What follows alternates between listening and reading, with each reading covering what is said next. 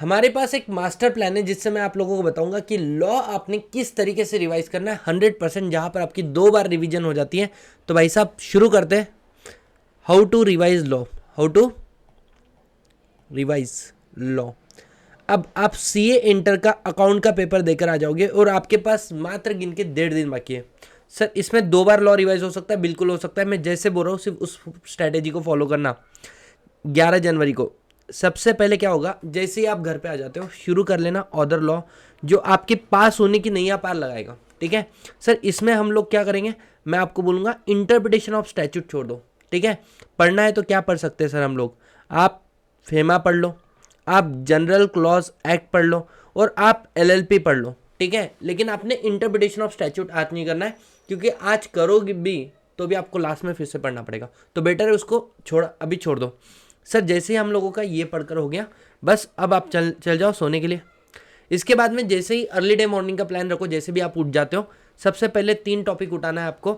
Sir उल्टे उठाना, auditors of company पहले उठाओ, फिर उठाना अकाउंट्स ऑफ कंपनी। और बिल्कुल भी टेंशन मत लो, कभी आपको अगर ऐसा भी लग रहा है ना कि सर हमारा समय बहुत ज़्यादा जा रहा है लेकिन ये टॉपिक नहीं हो रहे, लिमिट मैं बोलता हूँ फर्स्ट हाफ, मतलब 1 बजे तक ये 3 टॉपिक हो जाने चाहिए।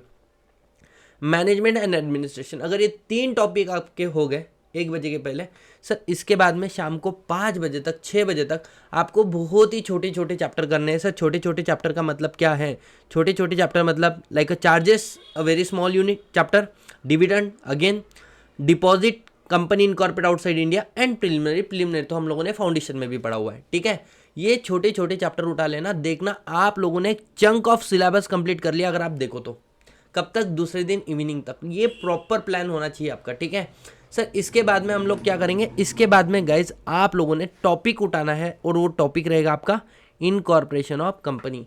सर अब आपका जो है ना इनकॉर्पोरेशन को 2 घंटे लगेंगे, तो 8 बजे तक या 9 बजे तक 10 बजे तक आप सब कुछ रैप अप कर लिए। आप बोलोगे सर हम लोग शेयर कैपिटल पढ़े, नहीं पढ़ना है सर, इंटरप्रिटेशन नहीं पढ़ना है। अब तुम क्या करोगे, सबसे पहले गाइज ध्यान देना, ये सबसे इंपॉर्टेंट पॉइंट है, रिवीजन करना है।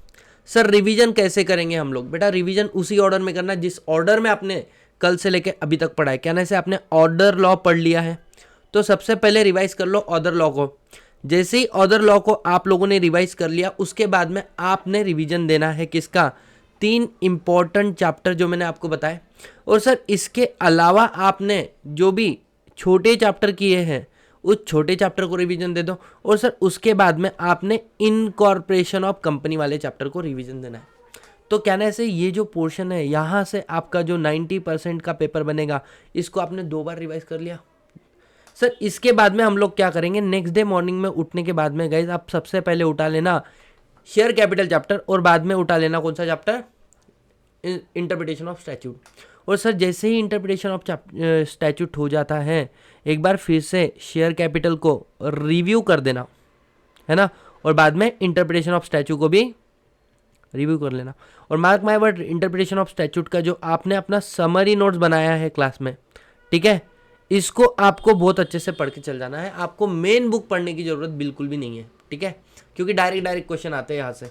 तो दिस इज अ प्लान, यहाँ पर आपका 13 फेब तक पूरा सिलेबस कंप्लीट हो जाएगा और आप डेफिनेटली पेपर में जा सकते हो।